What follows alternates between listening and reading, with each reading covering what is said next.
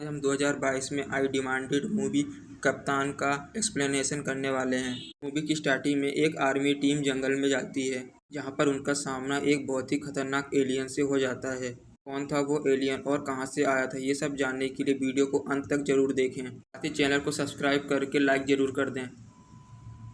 तो चलिए मूवी को शुरू करते हैं। मूवी की स्टार्टिंग में हमें नॉर्थ ईस्ट में सेक्टर 24 नाम की एक जगह दिखाई देती है, जहां पर आर्मी की एक जीप जा रही होती है कि जीप पर कोई अटैक कर देता है, जिसमें सारे सोल्जर्स की मौत हो जाती है। मरने से पहले वो सारे सोल्जर अपने कैप्टन गुरमीत का नाम ले रहे होते हैं। Next scene north east border का दिखाया जाता है। पर कुछ टेररिस्ट ने एक फैमिली को हाईजैक करके रखा हुआ था और आर्मी को उनको रेस्क्यू करने का मिशन दिया गया था। यहाँ पर कैप्टन बैटरी अपनी टीम के साथ पहुंचते हैं। उनका मानना था कि आर्मी में बैटल के लिए 4 रूल होते हैं। सबसे पहला आइडेंटिफाई द एनिमी। उसके लिए वो सबसे पहले वो उस टारगेट बनाए हुए घर के चारों तरफ फैल जाते हैं। और उनका सेकंड रूल कहता है कि अब फाइट करो, और एक एक करके वो सारे टेररिस्ट को न्यूट्रलाइज करते जाते हैं। तीसरा, एनिमी को धोखा देना। और फोर्थ, एनिमी की वीकनेस को पता करना। और इन द लास्ट, सेक्रीफाइस। अगर मिशन में से फेल हो जाते हैं तो इन चारों रूल के साथ ही उन टेररिस्ट को मारकर वो लोग उस फैमिली को बचा लेते हैं। और इन सब के बीच में बैटरी के टीममेट को गोली लग जाती है और इसीलिए उसे हॉस्पिटल में एडमिट कराया जाता है, जहाँ पर कुछ दिन एडमिट होने के बाद वो ठीक हो जाता है। बैटरी अनाथ था, उसकी फैमिली में कोई नहीं होता है। बचपन से ही वो सैनिक स्कूल में पढ़ा था और वहीं से उसने सैनिक बनने की ट्रेनिंग भी ली। अब बैटरी की टीम ही उसकी फैमिली थी। उसकी टीम के सभी लोग उसके साथ फैमिली की तरह ही रहते थे। मिशन के बाद मेजर कैप्टन बैटरी की टीम को फॉरेस्ट एरिया सेक्टर 42 के बारे में बताते हैं कि सेक्टर 42 में बहुत समय से कोई भी एक्टिविटी नहीं हुई है, इसलिए डिफेंस मिनिस्टर वहां पर कुछ एक्टिविटी चाहते हैं, जिसके लिए उन्हें एनओसी की ज़रूरत है। उसके लिए उन्होंने एक आर्मी टीम को वहां पर भेजा भी था, जहां पर उनकी पूरी टीम को किसी ने बेरहमी तरीके से मार दिया। अब कैप्टन बैटरी की टीम को ये मिशन दिया जाता है वो सेक्टर 42 में जाएं और जहां पर भी जिसने भी उनकी टीम को मारा था उनके साथ भी उसी तरह का करें। उसके बाद बैटरी अपने टीम के साथ नॉर्थ एरिया में चला जाता है और वो बेस कैंप में पहुंच जाते, जहां पर उन्हें कमांडर से पता चलता है कि जब उनकी टीम सेक्टर 42 में गई थी तब उन्हें वो किसी ने मार दिया था। और ऑटोप्सी रिपोर्ट से पता चल रहा था कि उन्हें मारने वाला कोई आउटसाइडर नहीं बल्कि उनका ही कैप्टन गुरमीत था। उसने सबसे पहले अपने सभी टीम मेंबर्स को शूट किया, उसके बाद उसने खुद को शूट करके अपनी जान ले ली। उसके बाद गुरमीत उससे बताता है कि वो उसके साथ में 6 ईयर की ट्रेनिंग में था। जहाँ तक वो उसे जानता है वो किसी को भी नहीं मार सकता, इसके पीछे जरूर ही कोई आउटसाइडर ही रहा होगा। और नेक्स्ट डे बैटरी अपनी टीम के साथ सेक्टर 42 की ओर निकल पड़ता है। यहाँ पर थोड़ी दूर जाने के बाद कोई बैटरी की टीम पर अटैक कर देता है, जिसके बाद सारे लोग बेहोश हो जाते हैं। और जब बैटरी को होश आता है तब वहाँ पर उसके सारे टीम मेंबर्स बेहोश पड़े हुए होते हैं और कार्तिक मिसिंग होता है, इसलिए बैटरी कार्तिक को ढूंढने लग जाता है। तभी काफ़ी दूर जाते समय उसे कार्तिक खुद को शूट करते हुए दिखाई दे देता है। यह देखकर बैटरी उसे रोकने की कोशिश करता है, लेकिन कार्तिक खुद की शोल्डर पे गोली चलाकर खुद को मार देता है। ऐसा लग रहा था कि कार्तिक अपने बस में था ही नहीं, उसे कोई कंट्रोल कर रहा था। इस एक्सीडेंट के बाद बैटरी को काफ़ी बुरा लगता है, क्योंकि वो कार्तिक को बचा नहीं पाया था। कार्तिक की फैमिली में उसकी मॉम और एक सिस्टर थी। उसे समझ में नहीं आ रहा था कि वो कार्तिक के फैमिली को उसके बारे में क्या बताएगा। कुछ दिन हॉस्पिटल में रहने के बाद डॉक्टर बैटरी के शोल्डर में लगी चोट ठीक करने के लिए एक पेन किलर देते हैं। नेक्स्ट डे बैटरी की जनरल के साथ सुनवाई होती है, यहाँ पर बैटरी को बचाने के लिए सारी की सारी उसकी जो भी गलती होती है वो अपने सर में ले लेता है। इस बात से जनरल उस पर काफ़ी गुस्सा भी होते हैं, लेकिन उसके बाद भी वो कार्तिक को देशद्रोही नहीं बनना चाहते थे। इसका बैटरी रेडार सिस्टम की फुटेज को चेक करता है, इससे उसे कोई भी आउटसाइडर नहीं दिखाई देता है। इससे बैटरी और भी ज़्यादा डिस्टर्ब हो जाता है। उधर जनरल कार्तिक को ही दोषी मान रहे होते हैं। इनके इन्वेस्टिगेशन पूरी न होने तक वो कार्तिक को कोई भी सुविधा देने से मना कर देते हैं। इसलिए बैटरी कार्तिक की फैमिली को हर महीने अपने पेमेंट से कुछ पैसे दे देता है। जब कार्तिक का दाह संस्कार किया जाता है तब उसे ना ही तिरंगा मिलता है और ना ही गोलियों की सलामी। सब देखकर बैटरी को बहुत बुरा लगता है और वो वहाँ से निकल जाता है, क्योंकि उसके पास कार्तिक की फैमिली को फेस करने की हिम्मत नहीं थी। बैटरी के पास कार्तिक की फैमिली का एक पुराना फोटो होता है जो कि वह उसे पहुंचाने के लिए अपनी टीम से कहता है। और उसके बाद नेक्स्ट सीन 1 साल के बाद का दिखाया जाता है, जहाँ पर उसे पनिशमेंट देकर न्यू सोल्जर्स को ट्रेनिंग देने के लिए बोला जाता है। इससे परेशान होकर बैटरी मेजर से कहता है। अब मेजर उसे अपनी लाइफ में मूव ऑन करने के लिए कहती है और इसके लिए वो अपने रिलेटिव काव्या से मिलने के लिए फोर्स करती है। नेक्स्ट डे बैटरी अपनी टीम के साथ काव्या से मिलने के लिए एक रेस्टोरेंट में जाता है। यहाँ पर वो लोग थोड़ी देर बात करते हैं और काव्या उसे पसंद करने लग जाती है, मगर अभी भी बैटरी के दिल में ऐसा कुछ भी नहीं था। काव्या बैटरी को एक बॉक्स देकर कहती है और उसके बाद वो लोग कई बार मिलने लग जाते हैं, जिससे उनके बीच थोड़ी नज़दीकियाँ आ जाती हैं। और नेक्स्ट डे कीर्ति डॉक्टर डिफेंस से मिलने आती है। यहाँ पर डिफेंस मिनिस्टर डॉक्टर कीर्ति से कहते हैं कि उन्होंने सेक्टर 42 में रिसर्च करने के लिए एक प्रोजेक्ट दिया था। वो प्रोजेक्ट उनके लिए बहुत ही इम्पोर्टेंट है। उन्हें कैसे भी करके उस प्रोजेक्ट को पूरा करना है और उन्हें उसके लिए आर्मी से एनओसी चाहिए थी। और इसके लिए डॉक्टर कीर्ति बैटरी के पास आती है, बताती है कि वो सेक्टर 42 में एक रिसर्च कर रही है, जिसके लिए उसे उसकी टीम की ज़रूरत है। ये एक तरीके का कवर्ड मिशन होगा। सेक्टर 42 का नाम सुनकर तुरंत उसके साथ बैटरी जाने के लिए एग्री हो जाता है। इसलिए बैटरी अपनी टीम के साथ सेक्टर 42 के बेस कैंप में आ जाता है। पर उसकी मुलाकात विक्रम नाम के एक बड़े बिजनेसमैन से होती है, कि कीर्ति को अपने रिसर्च में एक पैसों की ज़रूरत होती है।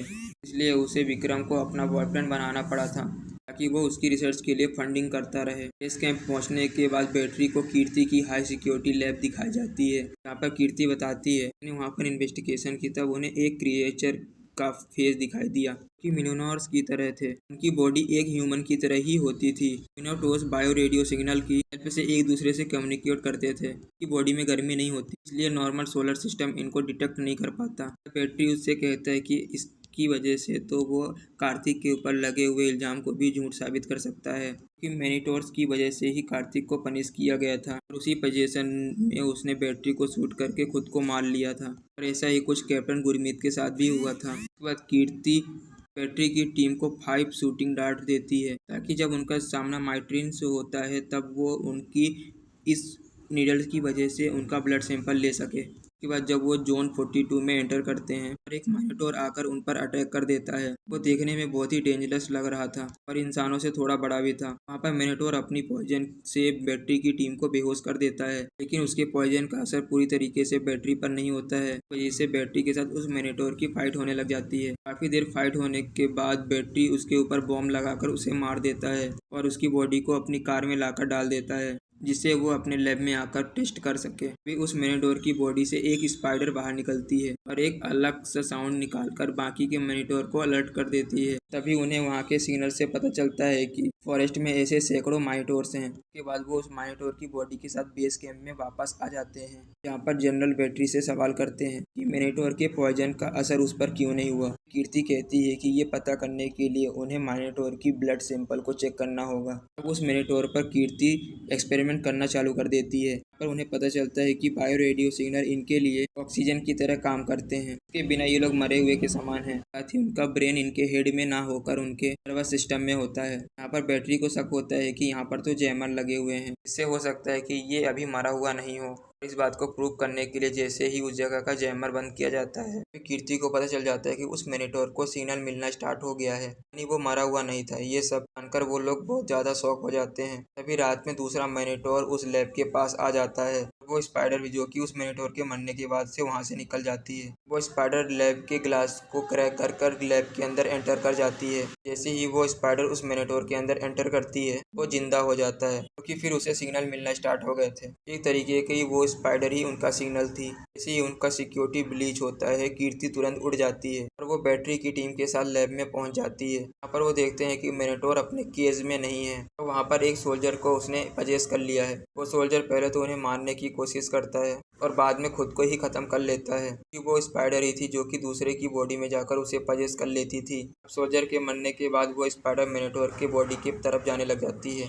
बैटरी और उसकी टीम स्पाइडर को मारने की बहुत कोशिश करते हैं, लेकिन वो नाकाम हो जाते हैं और फिर अंदर से वो मिनोटॉर बाहर निकलता है। वो लोग उसे भी मारने की कोशिश करते हैं, लेकिन वो बचकर वहाँ से निकल जाता है। अभी बैटरी बताता है कि इन सारे मिनोटॉर्स का कोई किंग होगा, कि अपने किसी ट्रेजर की रक्षा के लिए इन सबको लगाए रखता होगा और उसका ट्रेजर जरूर इसी फॉरेस्ट में होगा। और वो मिनोटॉर के किंग का पता लगा लेते हैं, तो उसको ख़त्म करने के बाद उसकी पूरी आर्मी भी ख़त्म हो जाएगी। उसे मिनोटॉर की वजह से इन सबको सिग्नल्स मिलते हैं। अब वो लोग मिनोटॉर के किंग का पता लगाने के लिए फॉरेस्ट के ट्रेम्बुलर रेडियो सिस्टम की मदद लेते हैं। नेक्स्ट डे वो बड़ा सा टैंक लेकर निकल जाते हैं। यहाँ पर रास्ते में उनका सामना कुछ मिनोटॉर से होता है और वो मिनोटॉर को मार देते हैं कि वो उससे निकलने वाले स्पाइडर को भी मार देते हैं, ताकि वो किसी मरे हुए मिनोटॉर को सिग्नल देकर उसे जिंदा न कर पाए। थोड़ी देर के बाद उनके किंग मिनोटॉर के सिग्नल के बारे में पता चल जाता है और उसे देखकर कीर्ति बताती है कि काफ़ी ज़्यादा स्ट्रांग है, जो कि इनका लीडर होगा वो बहुत ही ज़्यादा शक्तिशाली होगा,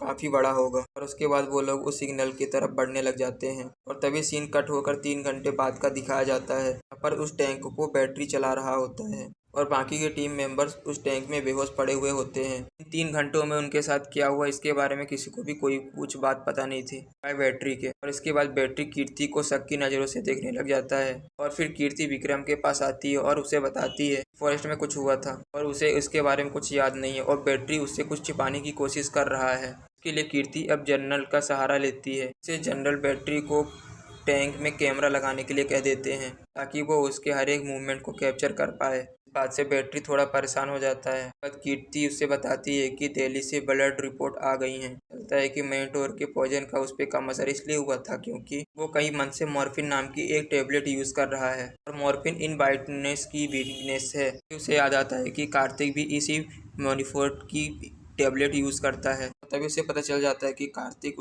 वो अपनी टीम को नहीं मारा होता है, उसे भी सिर्फ शोल्डर पर ही गोली दी थी कि मिनोटॉर के पॉइजन उसे पूरी तरीके से नहीं बस में कर पाए थे। क्या बैटरी अपनी टीम से कहकर कुछ फेक प्रोडक्ट को अपने पास मंगवाता है और उधर कर्नल टैंक में कैमरे लगाकर कुछ ऐसी सेटिंग कर देते हैं कि वो अपने मन से कैमरास को बंद कर सकते थे। नेक्स्ट डे कर्नल बैटरी से पूछता है मिनोटॉर की लोकेशन के बारे में कैसे पता चलेगा। बैटरी उसे बताता है कि उसे पहले से ही उनकी लोकेशन का पता है। अब हमें मिसिंग 3 घंटे की स्टोरी बताई जाती है। फिर जब उन्हें मिनोटॉर के किंग के सिग्नल के बारे में पता चला कि वो फॉलो करते हुए एक ब्रिटिश फैक्ट्री में एंटर हुए, यहाँ पर उन्हें कुछ लोगों के स्केलेटन मिले। साथ ही उस टेरिस में जाते हुए उनको बड़ा मैराथन दिखाई देता है, काफ़ी ज़्यादा खतरनाक है, इसलिए वो वापस जाकर प्लानिंग करने का सोच लेते हैं। वापस जाने से पहले बैटरी फैक्ट्री के अंदर फिर से चेक करने के लिए जाता है। पर बैटरी को कीर्ति की प्राइवेट जेट उसके अंदर दिखाई देती है। बैटरी ने इसके बारे में कीर्ति से पूछा तो कीर्ति ने बताया था कि कुछ ईयर पहले ही पता था कि इस जगह अच्छे मिनरल्स पाए जाते हैं जो कि फॉरेन में काफ़ी कॉस्टली बेचे जा सकते हैं। वो डिफेंस मिनिस्टर से बात करके एनओसी लेते हैं और यहाँ पर पुलिस फोर्स की टीम भेज देते हैं। जानने के बाद बैटरी को वहाँ के ऑफिस के एक स्केलेटन में से हार्ड ड्राइव मिलती है, वो अपने पास रख लेता है। तभी वहाँ पर एक मिनोटॉर आकर अटैक कर देता है, बैटरी की पूरी टीम को बेहोश कर देता है। बैटरी उस मिनोटॉर को मारकर अपनी टीम को सही सलामत घर लेकर आता है कि इस रिसर्च के बलबूते पर कीर्ति आर्मी वालों का यूज कर रही थी।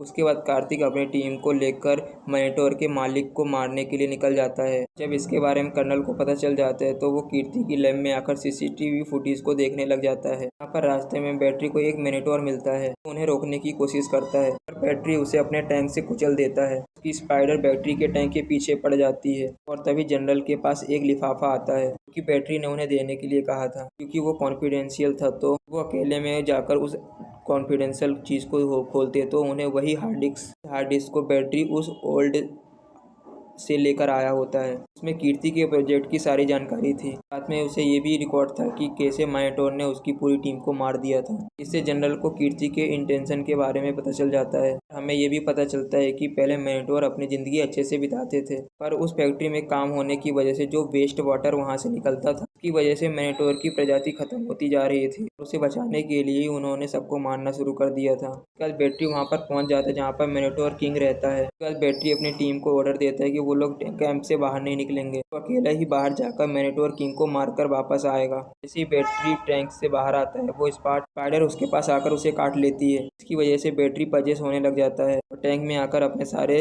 साथियों को मार देता है। ये सब देखकर कीर्ति और जनरल शॉक हो जाते हैं और अचानक से सीसीटीवी कैमरा डिस्कनेक्ट हो जाते हैं। हमें यहाँ पर पता चलता है कि ये सब बैटरी का ही प्लान था। एक बुलेट का यूज करके अपने साथियों को मारा था, जबकि उन्हें कुछ भी नहीं हुआ था। इसके बाद बैटरी को माइटोर किंग पकड़कर पानी के अंदर ले जाता है। माइटोर किंग बहुत बड़ा ऑक्टोपस था। वहाँ पर बहुत सारे माइटोर आकर बैटरी को घेर लेते हैं और बैटरी पानी के अंदर उस माइटोर से बचने की बहुत ज़्यादा कोशिश करता है। बॉम्ब ब्लास्ट करके खुद को उस ऑक्टोपस से छुटकारा पा लेता है। वो देखता है कि उस सी के अंदर माइटोर के बहुत ज़्यादा अंडे दिखाई देते हैं और ये वही ट्रीजर था जिसके लिए वो लोग लड़ रहे थे। सिर्फ अपने बच्चों को बचाने की कोशिश कर रहे थे। जैसे ही माइटोर किंग की डेथ होती है तभी बाकी सारे माइटोर डीएक्टिवेट हो जाते हैं कि अब वो उनको अपने माइटोर किंग से सिग्नल मिलना बंद हो गए थे। इस मिशन के बाद बैटरी कीर्ति को एनओसी देने के लिए मना कर देता है और जनरल उसके काम से बहुत खुश होते हैं और इससे हमें ये भी प्रूफ हो जाता है कि कार्तिक निर्दोष था। उसने जो भी किया था वो सब कुछ पोजीशन में आकर किया था। उसके बाद कार्तिक को पूरे सम्मान के साथ सम्मानित किया जाता है। यहाँ पर कार्तिक की माँ और उसकी सिस्टर भी आई हुई होती हैं। उसकी सिस्टर कोई और नहीं बल्कि काव्या ही थी। अभी बैटरी काव्या का दिया हुआ बॉक्स ओपन करता है कि काव्या ने उसे उसकी की दे दी थी। उसमें उसे वही फोटो और चैट मिलते हैं जो कि उसने उसके घर पर भिजवाए थे। काव्या को पता था कि बैटरी ने कार्तिक को बचाने के लिए इल्जाम अपने सर पर ले लिया है और इसी वजह से वो उसके करीब आ गई थी और वो दोनों एक दूसरे के और ज़्यादा करीब आ जाते हैं। इसी के साथ इस मूवी की एंडिंग भी हो जाती है। वीडियो अच्छी लगी तो चैनल को सब्सक्राइब करके लाइक ज़रूर कर दें।